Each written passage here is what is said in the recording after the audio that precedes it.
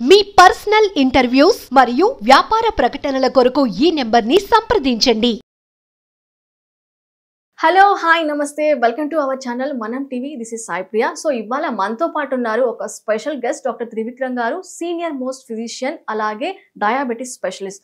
So చాలా మంది తరచుగా డయాబెటిస్తో చాలా ఇబ్బందులు పడుతున్నారు. చిన్న పెద్ద తేడా లేకుండా చిన్న వయసులోనే అలాంటివి ఫేస్ చేస్తున్నారు. సో ఇవాళ మనం డాక్టర్ గారిని అడిగి మరిన్ని విషయాలు అయితే తెలుసుకునే ప్రయత్నం అయితే చేద్దాం. నమస్కారం అండి. నమస్కారం. సో ఎలా ఉన్నారు? బాగున్నానండి. సో డాక్టర్ గారు, ఇప్పుడు మనము తరచూ చూసుకున్నట్లయితే చాలా మంది ఈ షుగర్ ప్రాబ్లంతో వరీ అవుతున్నారు. సో ఈ షుగర్ అనేది ఎప్పటి నుంచి అటాక్ అవుతుంది, అలాగే సిమ్టమ్స్ అనేవి ఎలా ఉంటాయి, చిన్న వాళ్ళలో ఎలా ఉంటాయి, అలాగే పెద్ద వాళ్ళలో ఎలా ఉంటాయి? డయాబెటీస్ ఇప్పుడు చాలా పెరిగిపోతుందండి.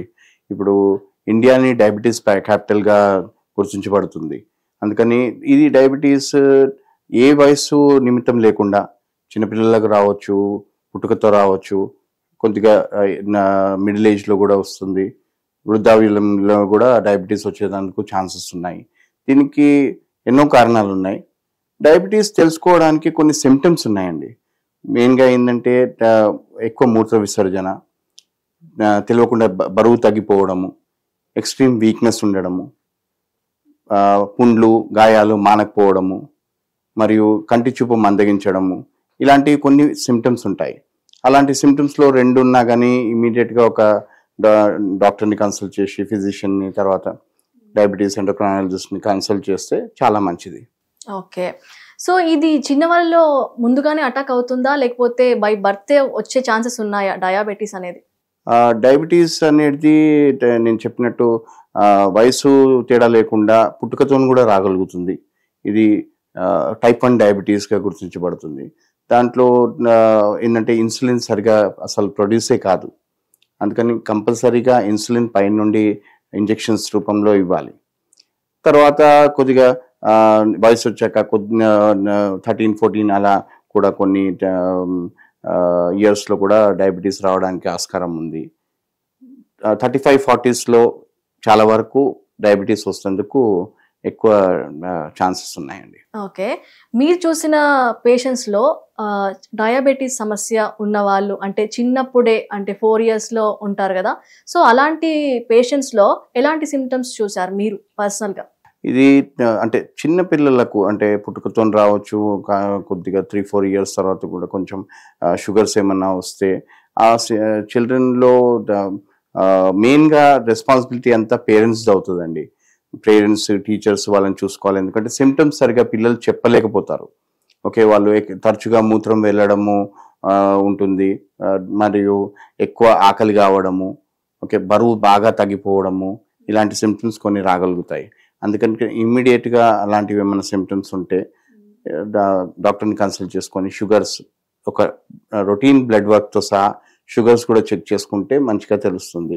టైప్ 1 డయాబెటీస్లో కంపల్సరీగా ఇన్సులిన్ తీసుకోవాల్సిన అవసరం ఉంటుంది.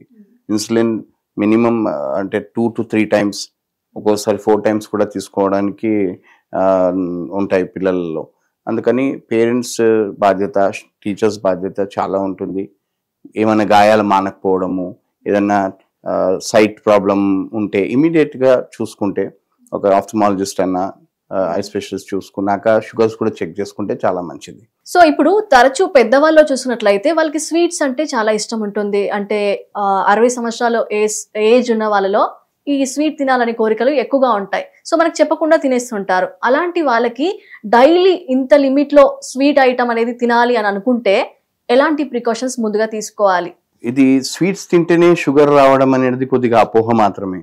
ప్రతి ఆహారం మనం తిన్నా కానీ లోపల బాడీలో వెళ్ళి షుగర్స్గా కన్వర్ట్ అవుతుంది. కాబట్టి వృద్ధాంలో అంటే ఏజ్డ్ పీపుల్ ఉంటే వాళ్ళకి కొద్ది క్రేవింగ్ ఎక్కువ ఉంటే రోజు ఒక మినిమం ఒక పీస్ ఆఫ్ స్వీట్, చాక్లెట్, లేకుంటే ఏదన్నా తీయటి వస్తువు ఇవ్వచ్చు. కానీ ఆ పూట ఆహారం కొద్దిగా మీల్స్ తగ్గించి, ఓకే, వాళ్ళతో కొద్దిగా వాకింగ్ అన్న, ఎక్సర్సైజ్ అన్న, వీలైతే వాకింగ్ ఎక్కువ చేసుకుంటే ఆ క్యాలరీస్ మనం తీసుకున్నవి వాడుకోవడం జరుగుతుంది. షుగర్స్ కంట్రోల్లో ఉంటుంది. ఇప్పుడు డయాబెటీస్ అనేది మనకి చూసుకున్నట్లయితే మీరు బై బర్త్ రావచ్చు అని చెప్పారు, అలాగే మధ్యలో కూడా రావచ్చు అని చెప్పారు కదా. సో ఇప్పుడు అది వచ్చినప్పుడు పోషకాహారాల లోపం ఉంటుందా, లేకపోతే ఏమైనా జెనెటిక్ ప్రాబ్లమ్స్ వల్ల వస్తుందా? సో ఈ డిసీజ్ అనేది ప్రమాదకరమా, అంటే ప్రాణహాని ఉంటుందా, లేకపోతే లైట్ గా తీసుకోవచ్చా దీన్ని? డయాబెటీస్ రావడానికి ఎన్నో కారణాలు ఉంటాయి. జెనెటిక్ కూడా కావచ్చు, మరియు మనం తినే ఆహారములో ఉన్న ఎక్కువ కార్బోహైడ్రేట్స్ రావచ్చు, లేకుంటే ఎక్సర్సైజ్ లేని జీవనశైలి ఉంటే ఎక్కువ వరకు మన క్యాలరీస్ అన్ని అక్యుములేట్ అయ్యి ఓకే ఈ షుగర్స్ పెరిగిపోవడానికి కారణం అవుతుంది. అందుకని మనము ఆహారంలో కొన్ని జాగ్రత్తలు తీసుకుంటే ఇది ప్రమాదకరంగా ఉండదు.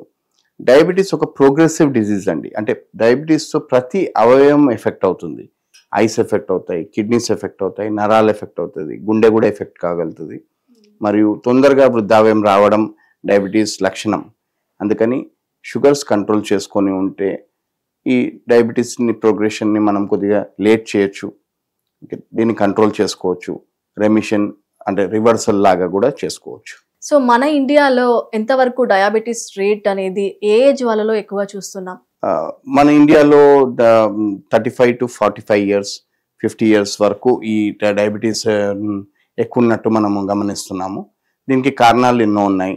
దీంట్లో ఎక్కువ లైఫ్ స్టైల్లో ఎక్సర్సైజ్ లేకపోవడము, వాకింగ్ లేకపోవడము, చిన్న దూరం కూడా మనము వెహికల్స్లో ట్రావెల్ చేస్తున్నాము. అందుకని ఈ క్యాలరీస్ మనకు అక్యుములేట్ అయ్యి షుగర్స్ పెరిగిపోతున్నాయి. ఈ యాంత్రిక జీవనం అంటే మనము మెకానికల్ లైఫ్కి అలవాటైనాము. ఈ దాంట్లో work life and family life balance తప్పిపోతుంది. ఈ స్ట్రెస్ అనేది పెరిగిపోతుంది అనమాట. స్ట్రెస్ పెరిగిపోయినప్పుడు కౌంటర్ రెగ్యులేటరీ హార్మోన్స్ ఎక్కువైపోయి ఈ షుగర్స్ పెరిగిపోవడానికి కారణం అవుతుంది.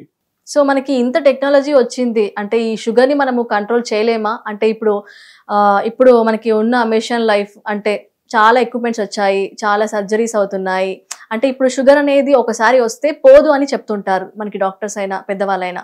సో ఇది చెక్ పెట్టడానికి లేదా ఇప్పుడున్న అడ్వాన్స్డ్ టెక్నాలజీని ఉపయోగించి?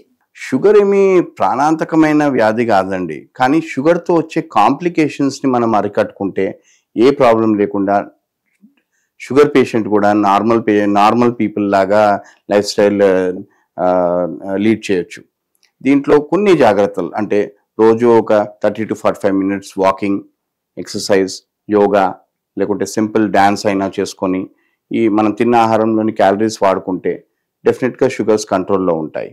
మరియు ఈ పోషకాహారాలతో కూడిన మల్టీవిటమిన్స్, యాంటీఆక్సిడెంట్స్ ఇవి ఉన్న ఆహారం తీసుకోవడం మంచిది. కార్బోహైడ్రేట్స్ కొద్దిగా తక్కువ తీసుకుంటే చాలా మంచిది, పిండి పదార్థాలు.